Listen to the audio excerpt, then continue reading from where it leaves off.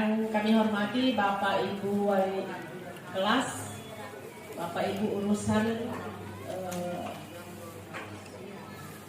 sekolah UPT SMP Negeri 1 Sukamaju, Ibu KTU bersama dengan stafnya, Bapak Ibu yang sama-sama berbahagia pada pagi hari ini. Selamat pagi, Assalamualaikum warahmatullahi wabarakatuh. Patut kita panjatkan puji dan syukur kehadirat Tuhan kita yang Maha Kuasa, oleh karena perkenaannya lah sehingga kita boleh bertemu, berkumpul di ruang sederhana ini untuk melakukan kegiatan pada pagi hari ini. Tidak panjang yang saya dalam pembukaan ini, langsung saja kita masuk pada intinya. Dan kami silakan kepada Kepala Sekolah UPT SMP Negeri 1 Sukamaju untuk menyampaikan beberapa hal yang terkait dengan kegiatan daripada calon guru penggerak angkatan 9 di UPT SMP Negeri 1 Sukamaju. Silakan. Terima kasih. Bismillahirrahmanirrahim. Assalamualaikum warahmatullahi wabarakatuh. Selamat pagi, salam sejahtera untuk kita semua. Yang terhormat Bapak Ibu Wakasek SMP 1 Sukamaju, yang saya hormati Bapak Ibu beserta staf SMP Negeri 1 Sukamaju, yang terkhusus Ibu CGP Angkatan 9 2023 yang sama-sama saya hormati. Alhamdulillah wasyukurillah wala haula wala quwata illa billah. Selalu kita bersyukur kehadirat Allah Subhanahu wa taala atas segala limpahan rahmat nikmat yang diberikan kepada kita semua, sehingga pada pagi hari yang sangat cerah ini kita masih diberikan nikmat kesehatan, kesempatan, kekuatan guna melaksanakan suatu agenda yang akan dilakukan oleh calon guru penggerak SMP Negeri 1 Sukamaju. Tidak panjang lebar juga saya menyampaikan karena batas waktu yang diberikan oleh ibu-ibu penggerak ini singkat tapi padat, insya Allah dia berisi. Tapi saya cuma mau menyampaikan sedikit. Saya tadi malam juga buka-buka tentang destinasi budaya Kujustik yang akan dipaparkan sebentar oleh calon guru penggerak. Saya cuma kutip ada 5 yang inti poin yang di sini. Semoga kita semuanya akan melakukan hal yang seperti itu. Bapak Ibu yang diundang pada saat ini, orang yang pasti tidak mendengarkan tentang apa sebenarnya budaya positif di lingkungan sekolah. Terima kasih atas segala perhatian. Mohon maaf jika ada kata yang salah. Wabillahi taufiq wal hidayah. Wassalamualaikum warahmatullahi wabarakatuh. Terima kasih perjuangan kepada UPT SMP Negeri 1 Sukamaju, SMP Negeri 1 Sukamaju yang telah memberikan sebagian inti daripada pemaparan daripada kedua ibu calon guru penggerak angkatan 9. Kita lihat dulu apa yang akan dipaparkan oleh kedua rekan kita calon guru penggerak. Saat ini kami persilakan kepada Ibu Rasmiati mungkin dulu ya untuk menyampaikan materi tentang budaya positif di lingkungan UPT SMP Negeri 1 Sukamaju. Silakan Ibu.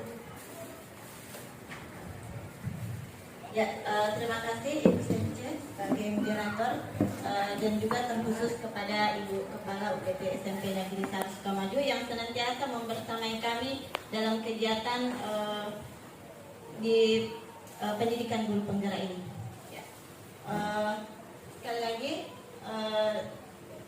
saya ucapkan terima kasih juga kepada Bapak Ibu rekan guru yang telah hadir bersama-sama kami di sini. Dan yang pasti kami tidak bisa melaksanakan ini semua tanpa kehadiran Bapak Ibu semua. Jadi sekali lagi kami ucapkan terima kasih. Ya alhamdulillah, syukur kita senantiasa panjatkan kehadirat Allah Subhanahu wa taala, di mana pada pagi hari ini kita masih diberikan nikmat kesehatan, kekuatan dan kesempatan untuk bisa bersama-sama hadir di tempat ini.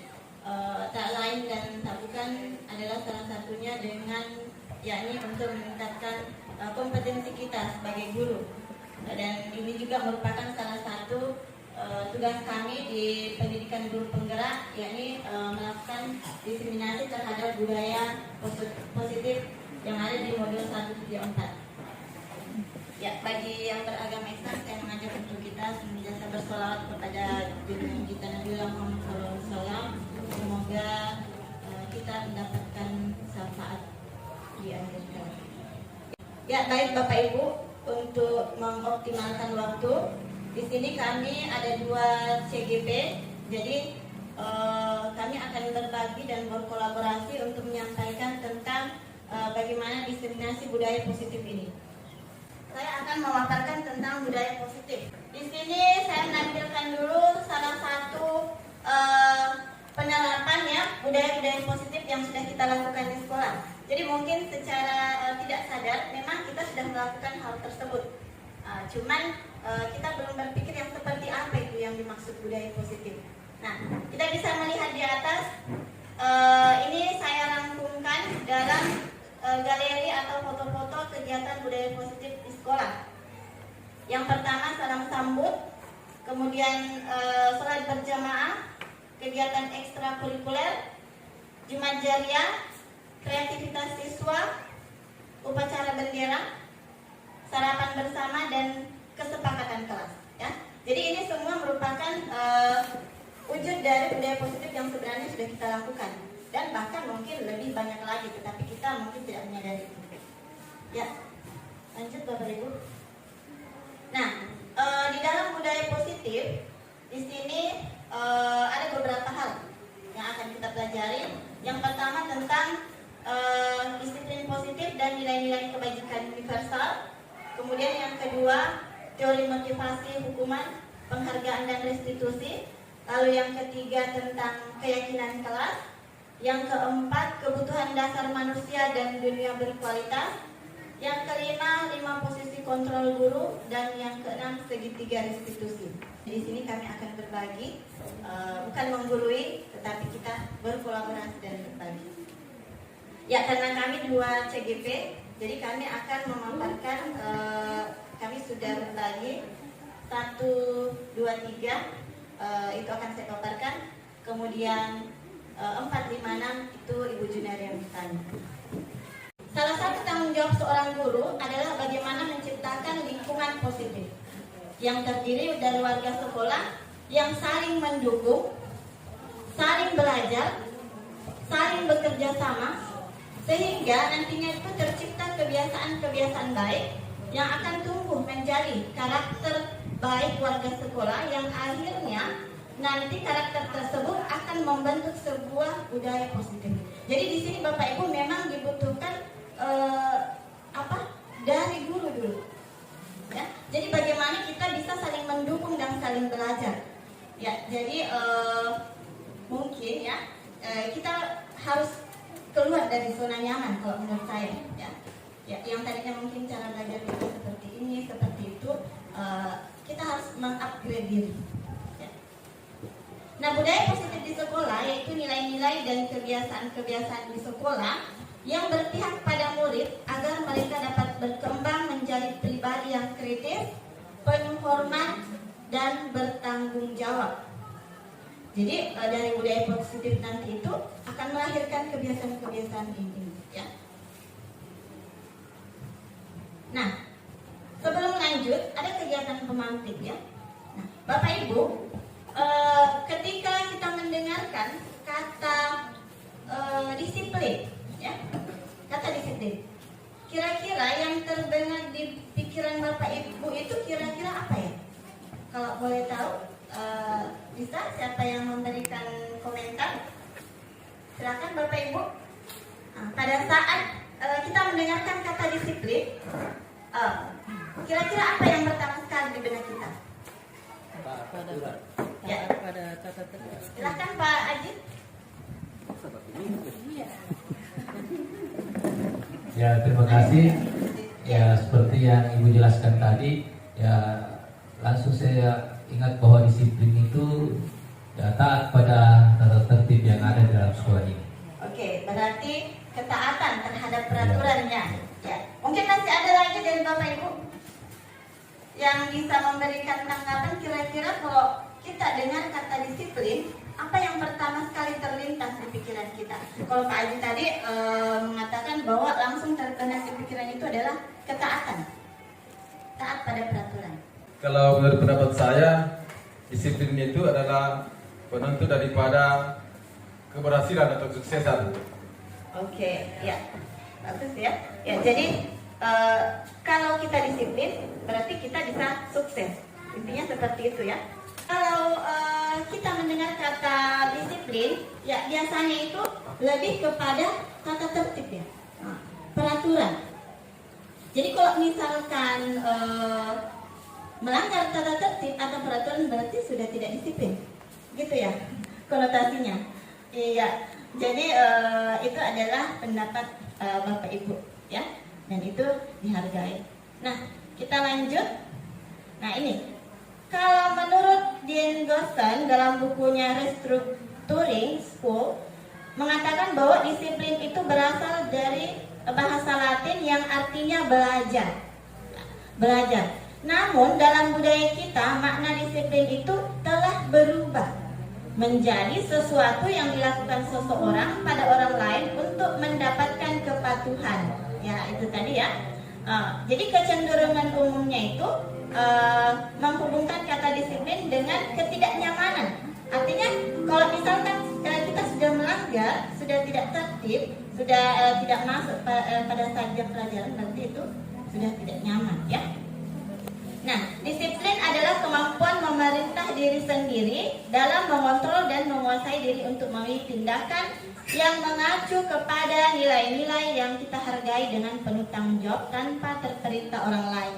Ya, jadi kalau bisa saya simpulkan seperti yang dikatakan tadi Pak Supriyadi, bahwa itu memang harus dari dalam diri, ya, intrinsik. Jadi motivasi dalam diri. Nah, dalam rangka menciptakan lingkungan positif, salah satu strategi yang perlu kita tinjau kembali adalah penerapan disiplin di sekolah. Di sini coba kita tanyakan kembali kepada diri kita, Bapak Ibu. Misalkan kita melakukan sesuatu ya, kira-kira apa yang kita pikirkan pertama sekali? Misalkan kita datang tepat waktu, itu unsur apa? Ya, apakah ada alasan di balik itu? Nah, sebagai pendidik, tujuan kita adalah menciptakan anak-anak yang memiliki disiplin diri sehingga mereka bisa berperilaku dengan mengacu pada nilai-nilai kebajikan universal dan memiliki motivasi intrinsik. Jadi bukan ekstrinsik. Jadi bukan dari luar, tetapi dari dalam diri. Ya. Nah, adapun nilai-nilai kebajikan, ya, nilai-nilai kebajikan universal yang bisa kita dapatkan dari kegiatan atau perilaku disiplin ini adalah yang biasa kita kenal atau biasa kita temukan di dalam profil pelajar Pancasila. Nah, jadi sebenarnya masih banyak nilai-nilai kebajikan yang lain, Bapak Ibu ya. Saya tampilkan di sini adalah profil pelajar Pancasila. Yang pertama, beriman bertakwa kepada Tuhan Yang Maha Esa dan berakhlak mulia. Nah, itu merupakan salah satu kebajikan universal. Kemudian mandiri, bernalar kritis, berkebinekaan global, bergotong royong, kreatif. Lanjut Bapak Ibu, saya masuk di teori motivasi, hukuman, penghargaan, dan restitusi. Nah ini tadi kita bisa melihat ya. Ada beberapa teori perilaku manusia. Artinya di sini bisa juga itu berlaku ke kita, juga berlaku kepada peserta didik kita. Jadi nanti kita bisa melihat di situ. Kira-kira kita itu masuk di mana, ya? Yang pertama, untuk menghindari ketidaknyamanan atau hukuman. Nah, apa yang akan terjadi jika saya tidak melakukannya? Nah, seperti itu tadi, misalkan murid-murid kita diberikan tugas, kemudian kira-kira motivasi mereka mengerjakan tugas itu apa? Kalau mereka motivasi tugasnya yang pertama, berarti itu untuk menghindari hukuman, mungkin takut sama gurunya dan seterusnya. Lalu yang kedua, untuk mendapatkan imbalan atau penghargaan dari orang lain atau institusi. Nah, kita melakukan itu karena apa? Supaya misalkan ya, supaya saya dipuji oleh ibu kepala sekolah, ya, atau supaya saya mendapatkan penghargaan sebagai guru apa ya. Nah, itu merupakan motivasi eksternal, ya. Itu dari luar. Dan yang ketiga, untuk menghargai diri sendiri. Nah, ini motivasi internal. Jadi di sinilah tujuan disiplin positif yang sebenarnya. Jadi bukan karena pemimpin kita, atau bukan karena ingin mendapatkan imbalan, mendapatkan hadiah, makanya kita melakukan hal tersebut. Ya. Ini ada sedikit gambaran Bapak Ibu, coba ya kita ini kembali. Nah, bila di sekolah tidak ada peraturan yang mengharuskan guru datang tepat waktu, dan tidak ada surat teguran bagi guru yang datang terlambat, serta tidak ada atasan yang memuji Anda, apakah Anda akan tetap datang tepat waktu untuk mengajar murid-murid Anda? Ya, saya minta lagi tanggapan dari Bapak Ibu. Oke, silakan langsung Ibu Afni. Ya. Ya, jadi terkait motivasi tadi 3 itu Bapak Ibu ya, kita hubungkan dengan peristiwa ini. Kira-kira kalau menurut Bu Afni bagaimana ini? Assalamualaikum warahmatullahi wabarakatuh. Kalau menurut saya tidak harus ada teguran, Ya. tidak harus ada apa lagi, pujian, ya, atau apa yang lain yang jelas itu dari diri saya saja sendiri. Iya. Karena itu adalah apalagi yang tumbuh dari dalam diri saya. Saya ini harus datang tepat waktu. Saya harus mengajar, gitu ya. Ya, jadi motivasi dari dalam diri. Iya. Ya, intrinsik. Oke. Nah, itu juga saya tanamkan dalam diri saya karena itu adalah kewajiban saya. Iya. Yang namanya kewajiban ya harus kita laksanakan. Iya. Tidak mesti baru Tidak, harus nanti tidak, ditegur iya, Ibu ya. tidak mesti harus Iya. ditegur, tidak mesti harus ada aturan seperti ini. Iya. Nah, kalau saya seperti itu ya, karena dari diri saya sendiri. Iya. Kasih. Terima kasih Pak. Dihapus dulu untuk Bu Afni. Ya, lanjut. Hukuman, konsekuensi, dan restitusi. Nah, apa perbedaannya? Apa perbedaan hukuman, kemudian apa perbedaan konsekuensi dan restitusi? Kan biasa kita menerapkan itu di murid-murid kita ya. Nah, ini nanti akan lebih menarik kalau materi selanjutnya itu dipaparkan oleh Ibu Junet. Nah, ini hukuman itu sifatnya terencana, tidak terencana, dia tiba-tiba. Jadi murid itu tidak tahu, ya, apa yang terjadi, langsung dihukum. Kalau itu hukuman, ya. Kemudian murid hanya menerima, tidak ada kesepakatan dalam hukuman. Nah, hukuman ini biasa diberikan berupa fisik maupun psikis, yang itu bisa misalkan melukai hati anak, ya.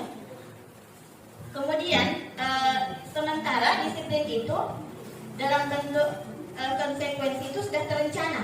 Artinya begini, ada peraturan yang disepakati, kemudian kita melanggar dan ada konsekuensinya. Ada akibat yang didapat dari pelanggaran tersebut. Itu kalau konsekuensi. Jadi beda Bapak Ibu hukuman dengan konsekuensinya. Nah, konsekuensi itu sudah terencana dia. Jadi sudah disepakati oleh murid maupun guru. Misalkan Bapak Ibu ya terlambat masuk kelas, ya nantinya apa kira-kira konsekuensinya? Makanya di situ nanti ada namanya kesepakatan kelas yang akan kita buat, ya. Artikon ya ini mengemukakan baik penghargaan maupun hukuman. Ya Bapak Ibu mungkin ini baru pertama juga kita bisa dengarkan ya. Penghargaan maupun hukuman adalah cara-cara mengontrol perilaku seseorang yang menghancurkan potensi untuk pembelajaran yang sesungguhnya. Ya, jadi Bapak Ibu di sini juga setelah belajar setelah belajar tentang budaya positif ini, saya baru tahu ternyata penghargaan itu pun adalah bagian dari hal yang bisa menghancurkan potensi siswa. Karena biasa kita sedikit-sedikit kasih penghargaan, kasih reward, ya. Nah, tujuan kita apa? Supaya si anak ini lebih termotivasi dan sebagainya. Tapi ternyata setelah mempelajari ini, itu adalah keliru. Ya? Sedikit saya agak singgung situ pendapatnya siapa? Siapa itu? Kon ya. Ya, yang dia mengatakan bahwa pemberian reward kepada siswa itu penghancur masa depan atau mematikan motivasinya anak-anak. Ya, contoh ya kita itu mungkin hanya pernyataannya kon saja pada saat itu mungkin ada pada saat dia teliti ya mungkin, tapi kenyataannya sekarang anak-anak yang selalu diberikan reward atau hadiah termotivasi. Contohnya ya pada saat misalnya Pak Ramli tanyakan Sumpah Pemuda ya Proklamasi. Woi, besoknya itu anak-anak menghafal semua proklamasi. Ya, itu. Jadi termotivasi untuk menghafal. Jadi saya kira sudah tidak relevan sekarang kon dimasukkan di situ. Apalagi sekarang ini kita bekerja sebentar, ada siswa yang jadi pintar, tentu mengharapkan dari ibu. Ya, jadi itu mungkin perlu dipertimbangkan. Jadi saya memberikan sedikit tanggapan dari pertanyaan Pak Syarif, bahwa kalau intinya ini sepertinya Pak Syarif tidak setuju dengan pendapatnya yang sudah tidak relevan sekarang. Yang menyatakan dulu bahwa hukuman itu yang baru itu Pak Syarif. penghargaan itu menghukum. Penghargaan untuk menghukum. Dulu saya juga selalu seperti itu Pak. Bahkan setelah saya melihat ini, sebelum saya melihat ini modul yang ada di guru penggerak, bahwa ternyata pemberian hukuman itu adalah semacam ikut menghukum, saya juga sering melakukan. Saya sering melakukan pemberian penghargaan atau reward. Nah, tetapi pernah kita pikir bahwa selama ini saya memberikan semacam penghargaan atau reward kepada anak-anak yang boleh dikata yang lebih dominan lah. Kalau saya seperti itu dulu, jadi biasa ada anak-anak yang aktif dalam kegiatan pembelajaran atau dalam kegiatan diskusi yang paling sering muncullah istilahnya. Maka saya berikanlah biasanya hadiah untuk menghargai usahanya seperti itu. Apakah dalam bentuk pulpen atau permen seperti itu. Tetapi ya awalnya juga saya berpikir bahwa ini untuk motivasi dan menjadi motivasi dari rekan-rekannya yang belum aktif. Tetapi ternyata setelah saya mempelajari di modul di guru penggerak bahwa penghargaan itu sama dengan hukuman. Kenapa disamakan dengan hukuman? Karena untuk jangka yang pendek mungkin siswanya ini akan melakukan atau akan berbuat sesuatu karena ada permintaan dari kita misalnya. Siapa nanti yang aktif di sini, siapa yang mau maju ke depan, siapa yang mau bertanya, akan ibu berikan pulpen. Jadi motivasinya anak-anak itu adalah motivasi karena mau dapat sesuatu seperti itu. Tetapi yang diharapkan di sini adalah kalau hal semacam itu berarti itu adalah motivasi dari ekstrinsiknya anak-anak.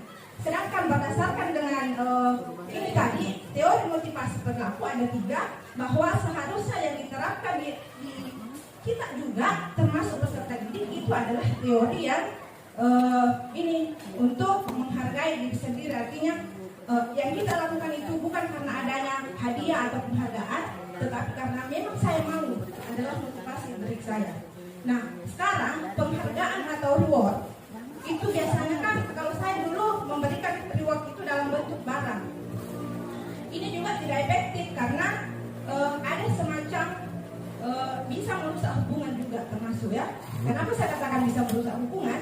Karena ketika kita tidak memberikan sesuatu kepada anak, tidak ada lagi usahanya untuk mau maju ke depan, untuk berbicara dan lain sebagainya. Karena ada bilang, tidak ada di pulpen narasikan ki ibu, tidak ada di gula-gula narasikan ki, jadi tidak mau kita bicara. Ini termasuk dampak dari pemberian penghargaan, makanya dikatakan sebagai menghukum. Kemudian pernahkah juga kita berpikir, biasanya penghargaan atau pemberian reward itu kan dilakukan di depan anak-anak di dalam kelas. Sementara ada anak-anak lain yang tidak mendapatkan. Maka kita berpikir bahwa bagaimana perasaan ini anak yang tidak mendapat reward. Seperti itu juga termasuk kayak membuat peserta didik yang lainnya itu kayak merasa down. Jadi mungkin inilah yang dipikirkan para ahli berkaitan dengan masalah psikologisnya anak-anak, sehingga pemberian penghargaan itu dianggap sebagai penghukum, karena untuk jangka panjangnya maka motivasi yang timbul dari anak-anak itu adalah motivasi ekstrinsiknya. Sementara kalau motivasi ekstrinsik yang berlaku itu tidak akan bekerja dengan tidak merasa sadar bahwa memang saya harus melakukan ini karena saya meyakini bahwa ini adalah hal yang baik untuk saya, tapi karena ada sesuatu. Nah, sehingga penghargaan atau reward itu kan dirubah menjadi pemberian apresiasi. Pemberian apresiasi ini sifatnya lebih artinya apresiasi itu tidak dilakukan biasanya di depan anak-anak, tetapi kita panggil khusus. Dilakukan saja tadi kamu seperti ini, kamu tadi membantu ini, kamu sekali ditingkatkan. Tetapi yang selama ini kita lakukan pemberian penghargaan itu kan saya berikan di depannya anak-anak. Kamu sesuai tepuk tangan kalau saya kasih hadiah. Saya tidak pernah juga memikirkan bahwa si anak yang tadi ini yang tidak ini berbicara bagaimana perasaannya yang tidak mendapatkan hadiah. Yang saya agung-agungkan saja itu adalah anak yang memang maju, yang mau. Tuh. Sementara saya tidak memikirkan bahwa mungkin ada perasaan-perasaan yang lain yang tersakiti. Seperti itu.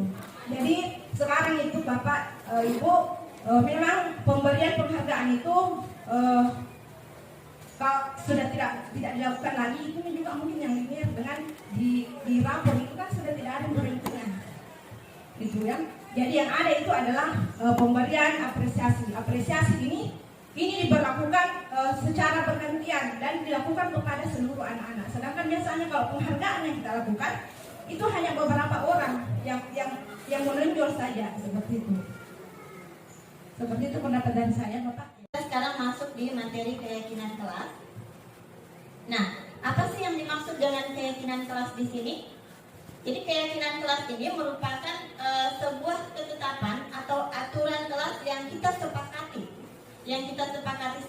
secara bersama, dan itu dibentuk menjadi sebuah peraturan-peraturan yang nantinya dilaksanakan, dan kita semua bertanggung jawab dalam hal itu.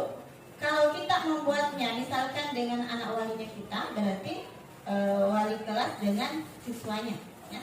Tetapi kalau misalkan kita membuat dengan guru mata pelajaran, berarti itu terkait dengan keyakinan kelas kita dengan siswa kita berkaitan dengan pelajaran tersebut.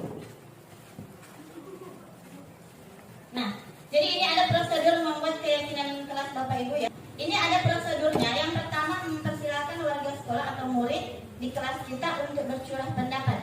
Jadi mereka nanti itu kita berikan kesempatan, silahkan anak-anak tuliskan apa-apa kira-kira yang mau kita buat menjadi peraturan di kelas tak. Ya kan mereka belum tahu apa keyakinan. Jadi kita bilang kayak dulu peraturan. Kemudian kita susun keyakinan itu sesuai dengan prosedur pembentukan keyakinan kelas dengan menggunakan kalimat positif.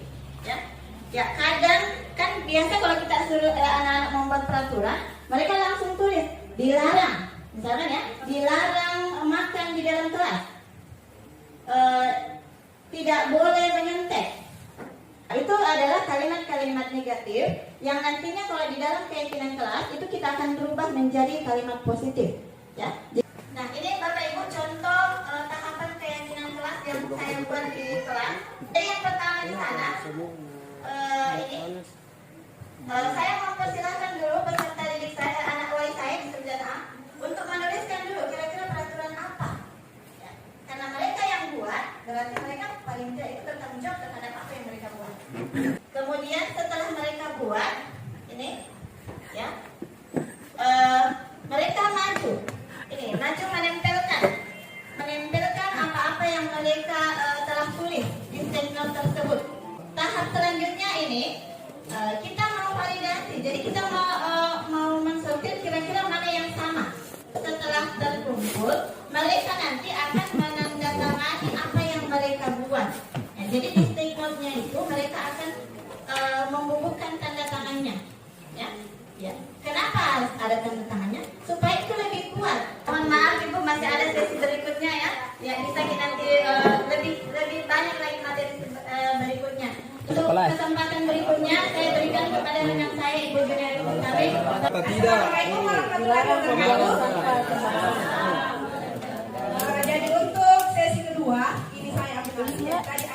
materi.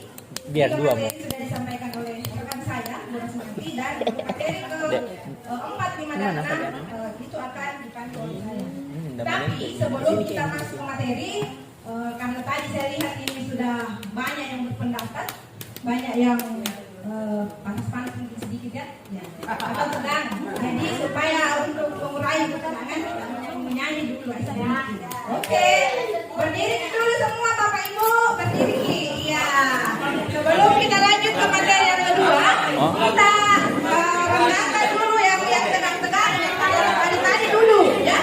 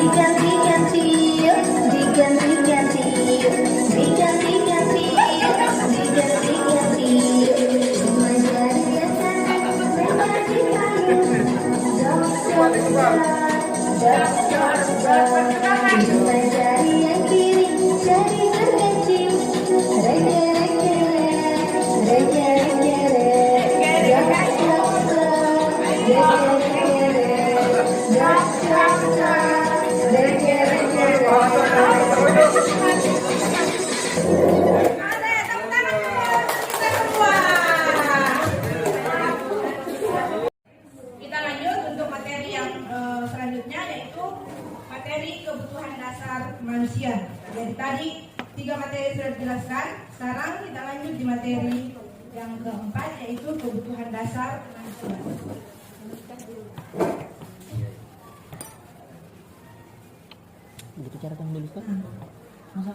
Sekarang untuk membangun budaya sekolah yang positif dengan lingkungan yang aman dan mendukung murid untuk menjadi pribadi yang berdaya, seimbang dan bahagia, maka salah satu upaya yang dapat dilakukan adalah dengan memahami kebutuhan dasar yang mendasari perilaku murid.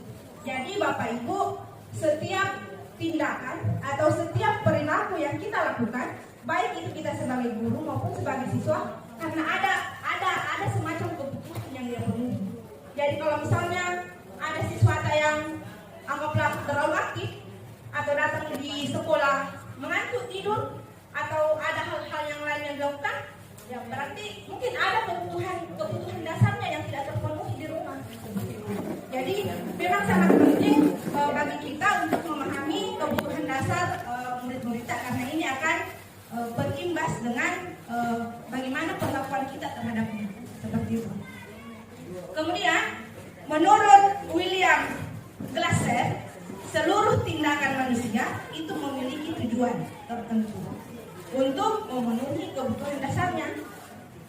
Kemudian perilakunya itu atau tindakannya itu, baik itu berupa tindakan negatif maupun tindakan positif, pasti ada tujuannya. Nah, supaya kita lebih memahami, kira-kira ini si anak, anggaplah si Tisar misalnya. Anggaplah si Tisar, ini Tisar tidak berubah-berubah kelakuannya, tindakannya. Kira-kira mungkin ada kebutuhannya yang belum terpenuhi di rumah, sehingga dia mencari atau menginginkan perlakuan itu didapat dari gurunya di sekolah. Nah, apa yang menjadi kebutuhan dasar manusia? Itu ada 5. Ada 5. Yang pertama, jadi ini yang menjadi kebutuhan dasar manusia. Yang pertama itu adalah kebutuhan untuk bertahan hidup. Yang bagaimana itu yang dikatakan kebutuhan untuk bertahan hidup? Kebutuhan bertahan hidup ini, contohnya kita membutuhkan tempat tinggal, kita membutuhkan makanan, kita membutuhkan kesehatan yang berkaitan dengan psikologis. Itu yang merupakan kebutuhan inti atau kebutuhan utama yang harus terpenuhi bagi kita, ya. Kebutuhan dasar manusia yang kedua ya adalah ini, kasih sayang dan rasa diterima. Kasih sayang dan rasa diterima ini bukan hanya kasih sayang dari orang tua terhadap anaknya, tetapi juga kasih sayang dari guru terhadap muridnya. Kalau misalnya ada siswa yang anggaplah kayak tidak ada semangatnya, jadi tidak boleh langsung ya itu anak-anak tidak ada mentor semangatmu, tidak, memang harus kita tahu dulu kebutuhan apa ini anak-anak yang tidak terpenuhi, gitu, ya.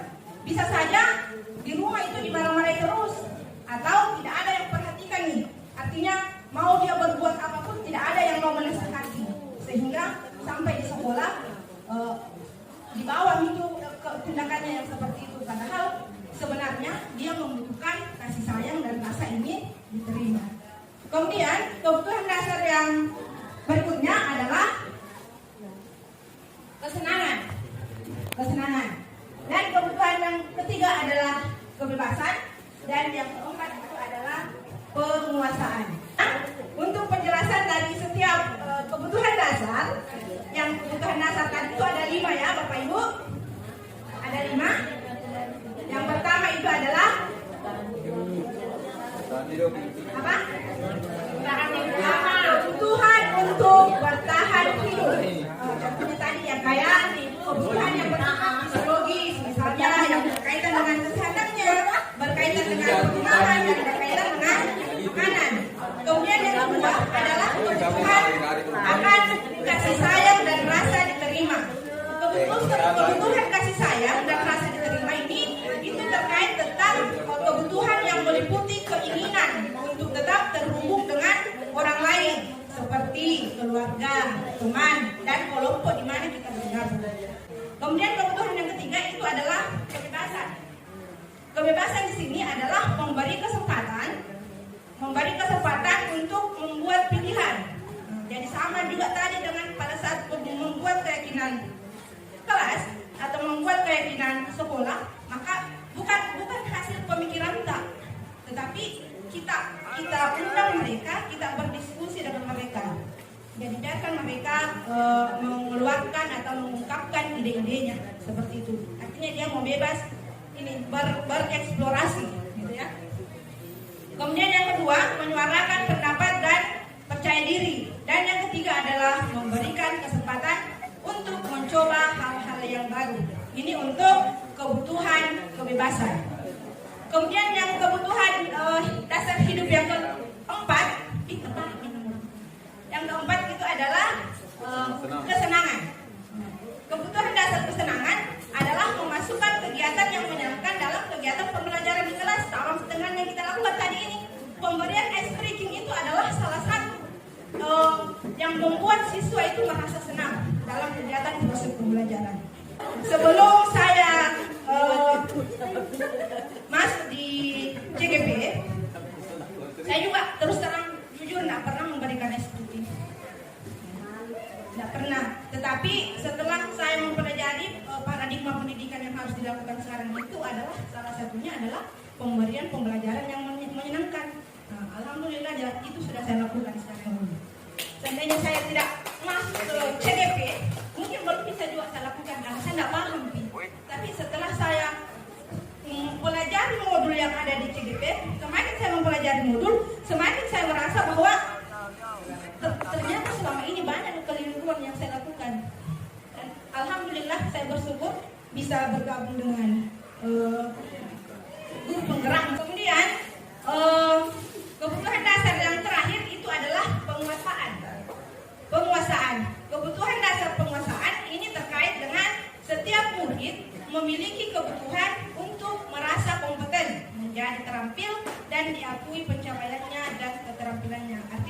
biarkan dia bereksplorasi dengan apa yang jadi hampir sama jika kaitannya dengan ini tadi, kebebasan.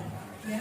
Memang sangatlah penting bagi kita untuk mengetahui kebutuhan dasar murid-murid agar kita memahami alasan dibalik setiap sikap dan tingkah laku mereka. Jadi kalau ada sesuatu yang misalnya perilakunya negatif, tanda kutip negatif, ada siswa yang perilakunya positif, jangan kita langsung katakan ke anak tidak bisa nonton berubah nakal ya nakal nonton, tidak boleh seperti itu ya. Karena apa yang harus kita lakukan itu tadi menggali apa yang kebutuhannya tidak terpenuhi. Kemudian, bila murid berperilaku buruk atau melanggar peraturan sehingga tindakannya tidak sesuai dengan nilai-nilai kebajikan, maka kita harus mencari tahu alasan tindakan tersebut dan kebutuhan apa yang belum terpenuhi. Hal yang bisa kita lakukan yaitu melakukan percakapan antara guru dan siswa dalam pendekatan disiplin. Ini juga erat kaitannya dengan hukuman tadi. Ketika ada anak-anak yang melanggar atau tidak mengikuti tata tertib, pernahkah kita mengajak mereka untuk berdiskusi? Misalnya, ada anak-anak yang terlambat, kita duluan masuk di dalam kelas, tiba-tiba ada muncul dari pintu. Pernahkah kita mengajak anak-anak yang terlambat itu berkomunikasi dengan baik dengan kita, atau langsungkah kita memberikan hukuman?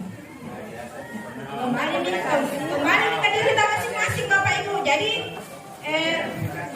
merasa maksudnya refleksi ke diri kita, kira-kira yang saya lakukan selama ini seperti ini, oh harusnya tidak seperti itu. Jadi ketika ada tindakan siswa yang negatif atau melanggar aturan atau keyakinan, maka sebaiknya kita berikan kesempatan dulu untuk mengikuti prosesnya pembelajaran. Nanti setelah itu baru kita ajak dia berdiskusi untuk menemukan apa yang menjadi penyebab tindakannya. Kemudian kalau seperti ini, kira-kira hal apa yang akan kamu lakukan? Jadi anak-anak sendiri yang menemukan, yang menggali apa yang mereka lakukan. Kalau dia sendiri yang menemukan, mau melakukan hal yang itu kan dia yang membuat, mungkin merasa tidak enak kalau dia lakukan. Kita akan lanjut ke materi yang baru. Materi yang baru itu adalah ini materi yang kelima, pas juga yang tadi. 5 posisi kontrol. 5 posisi kontrol. Yang pertama itu adalah posisi penghukum. Posisi penghukum. Yang posisi kontrol kedua adalah pembuat merasa bersalah. Kemudian posisi kontrol ketiga adalah teman. Dan posisi kontrol yang keempat adalah pemantau. Dan yang terakhir adalah manajer. Dari kelima posisi yang ada di sini, kira-kira posisi tak Bapak Ibu berada di mana? Baramli? Posisi kontrol kalau saya ini terkadang sampai semua Bu. Saya lihat siapa anak dilatih, siapa itu yang saya berikan. Kadang si A saya berikan hukuman, kadang si B saya kasih pembuat bersalah. Tidak mesti saya berada pada penghukum terus. Saya lihat Juneria ini saya hari hukum. Karena keempat ini kalau saya kasih tidak bisa mesti hukuman yang saya kasih. Seperti itu. Berarti teman-teman yang ada di sini saya sesuaikan dengan kondisi. Mungkin pernah semua kita lakukan ini dari kelima posisi ini. Saya juga termasuk melakukan kelima posisi ini. Pernah melakukan. Nah, tetapi sebaiknya kita sebagai seorang guru, posisi kontrol yang harus kita ambil itu adalah posisi manajer. Posisi manajer. Kenapa harus posisi manajer? Coba kita lihat langkah-langkahnya.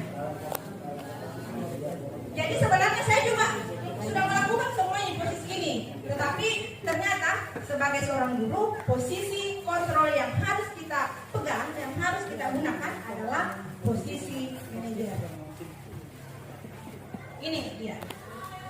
Nah, posisi kontrol sebagai penghukum dan membuat orang merasa bersalah ini dikategorikan masuk ke identitas gagal. Kenapa dikategorikan masuk ke identitas gagal? Karena ini akan menimbulkan motivasi eksternal bagi peserta didik. Nah, ciri-ciri dari posisi pemantau penghukum ini ada ke bawah. Posisi penghukum biasanya itu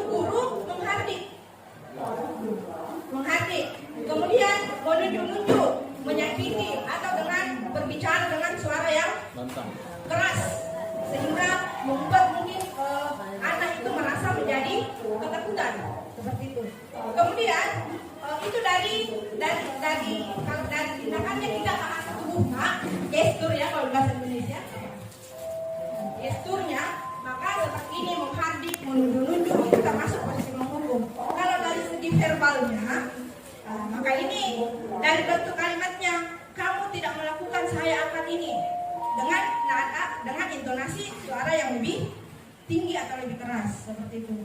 Kemudian hasilnya siswa akan menjadi pemberontak atau bahkan dendam ketika kita memberikan perlakuan seperti itu. Karena siswa itu bisa saja melupakan terhadap materi materi yang kita berikan, tetapi tidak akan pernah lupa terhadap perlakuan yang kita berikan. Mungkin ini juga salah satunya. Kemudian untuk posisi kontrol membuat orang merasa bersalah, kalau dari gestur bahasa tubuhnya ini berceramah, menunjuk, kekecewaan dan kekecewaan mendalam. Kemudian kalau dari segi verbalnya, kamu sudah mengecewakan ibu atau bapak. Kemudian hasilnya kepada siswa adalah menyembunyikan atau menyangkal atau berbohong yang mestinya tidak sesuai dengan hatinya karena takut diintimidasi mungkin. Jadi ini ia akan bangun. Kemudian yang posisi kontrol yang berikutnya adalah teman. Posisi teman ini adalah guru berbuat atau bahasa tubuhnya membuat alasan-alasan untuk murid-muridnya. Kemudian untuk verbalnya, lakukan untuk bapak atau ibu. Ya sudah, nanti bapak atau ibu bantu bereskan.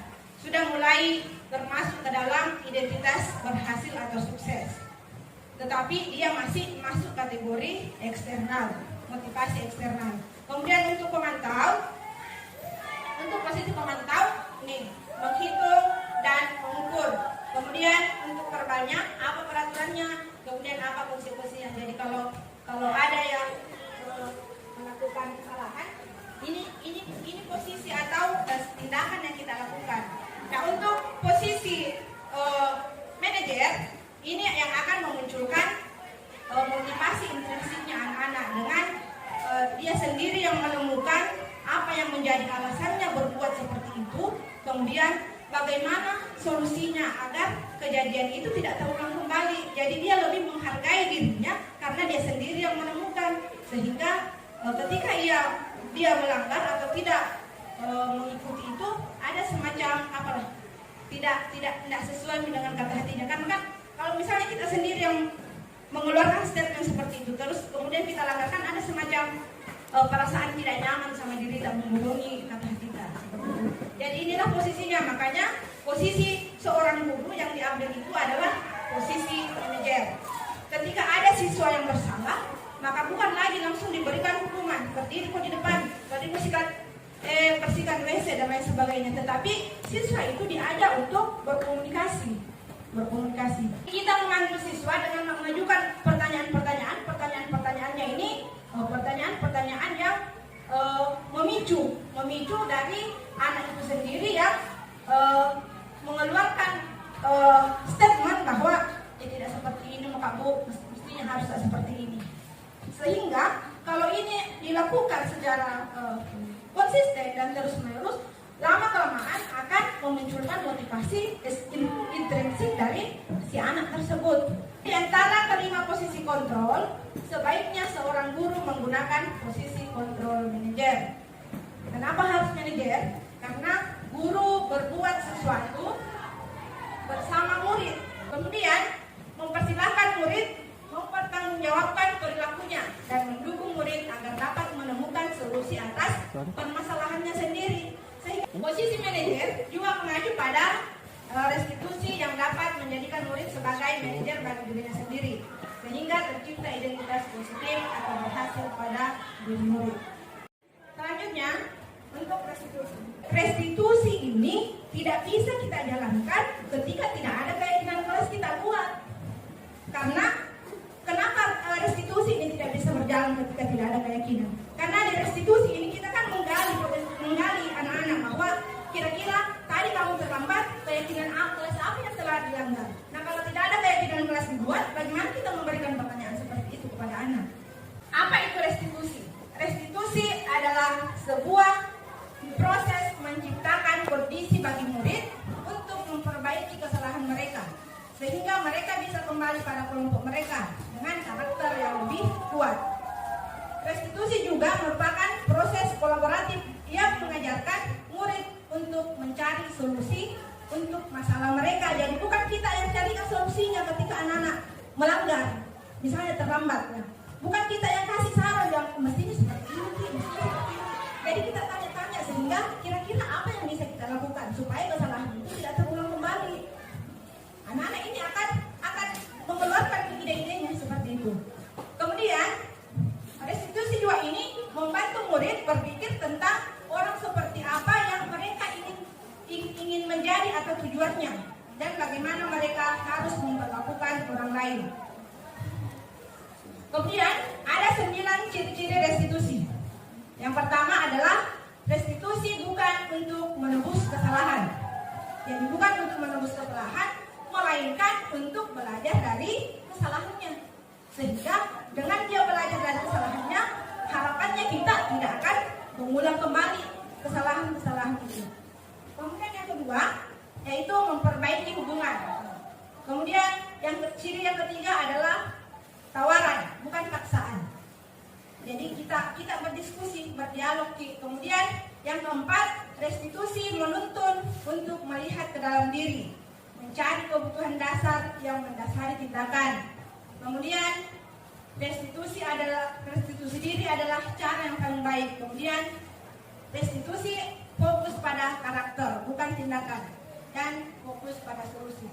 Restitusi mengembalikan murid yang berbuat salah pada kelompoknya. Jadi ketika ada anak bersalah, jangan kayak semacam kucilkan ini. Jangan dikucilkan ini. Artinya sekalipun dia bersalah, ya kita rangkullah dia.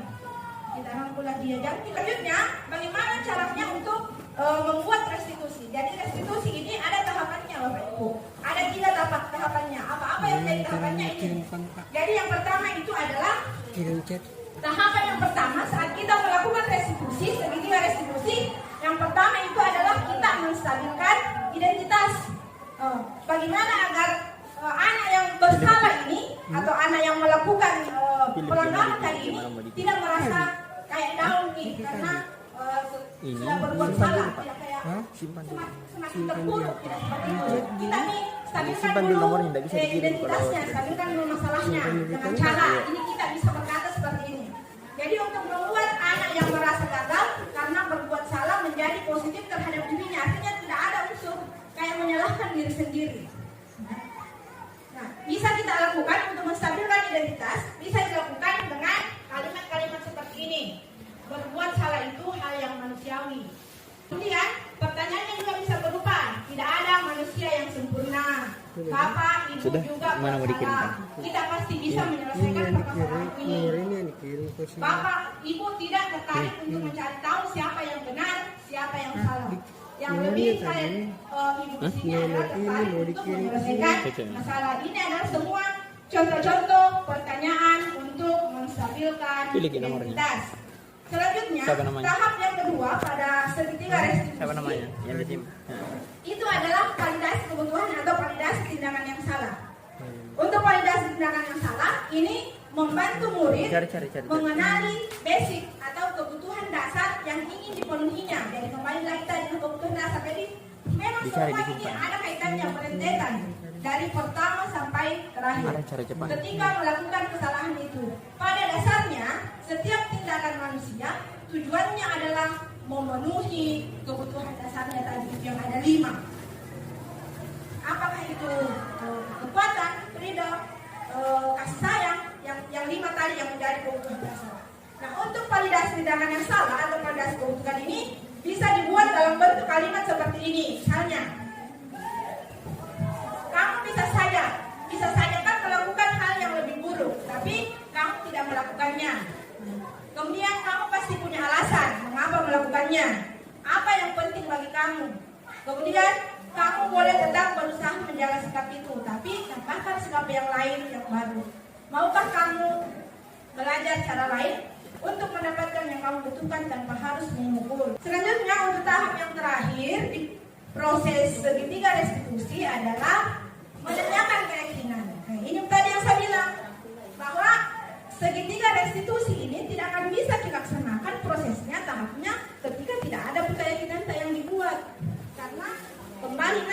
akan menanyakan keyakinan dari tindakan tadi yang terlambat, berarti dia sudah melanggar keyakinan kelasnya. Dalam hal ini adalah disiplin waktu misalnya, atau seperti itu. Jadi nanti bisa dilaksanakan restitusi ketika keyakinan kelas sudah ada yang terbentuk. Seperti itu Bapak Ibu. Kemudian untuk menanyakan keyakinan, anak melihat kesalahannya dihubungkan dengan norma sosial dan nilai-nilai yang mendasari manusia berinteraksi dengan orang lain. Kalimat untuk menanyakan keyakinan ini bisa berupa apa nilai yang kita percaya di kelas atau di sekolah kita, nilai-nilai universal apa yang telah kita sepakati, kelas yang ideal itu seperti apa, kemudian kamu ingin jadi anak seperti apa yang kamu rasakan ketika kamu melakukan itu, kamu menjadi orang yang seperti apa. Ini semua contoh-contoh kalimatnya. Tetapi sekali lagi, segitiga restitusi tidak akan bisa dilaksanakan, posisi kontrol juga tidak akan bisa dilaksanakan ketika keyakinan kelas tak boleh terbentuk. Jadi sekarang mudah-mudahan setelah Bapak Ibu guru, terutama yang wali-wali kelas, hari Senin mungkin bisa bergerak untuk membuat keyakinan kelas tak. Dan keyakinan kelas ini bisa saja berubah Bapak Ibu ya. Jadi tidak misalnya anggaplah misalnya dibuat di awal semester di tahun ajaran baru. Ini tidak patut artinya berlaku 1 tahun itu. Bisa berubah sesuai dengan kebutuhannya peserta didik dalam kelas. Oke? Nah, yang terakhir, penerapan disiplin positif terutama melalui konsep segitiga restitusi adalah pendekatan yang penting dalam menciptakan lingkungan yang sehat. Ini tidak hanya mengajarkan siswa tentang tanggung jawab dan konsekuensi tindakan mereka, tetapi juga membantu membangun hubungan yang lebih baik, yang lebih komunikatif antara guru dan siswa. Lingkungan yang positif tidak akan bisa terjadi, tidak akan tercipta ketika tidak ada kerjasama di dalamnya semua stakeholder. Jadi sekali lagi Bapak Ibu, bahwa untuk melakukan suatu perubahan tidak bisa kalau hanya 1-2 orang, tetapi memang butuh kerjasama semua stakeholder yang ada di dalamnya. Seperti itu yang bisa saya jelaskan untuk materi ini. Saya ucapkan banyak terima kasih kepada rekan-rekan guru yang sudah meluangkan waktu kita untuk ikut dalam kegiatan diseminasi ini. Sebagai bentuk perwujudannya Bapak Ibu mendukung kami dalam mengikuti kegiatan pendidikan guru penggerak ini. Sekali lagi, saya dengan Ibu Rasmiati mengucapkan banyak terima kasih atas kehadiran tak semua meluangkan waktu untuk duduk berdiskusi di sini. Kami melakukan penyimbasan terhadap materi yang telah kami terima kepada Bapak Ibu semuanya. Sekali lagi terima kasih.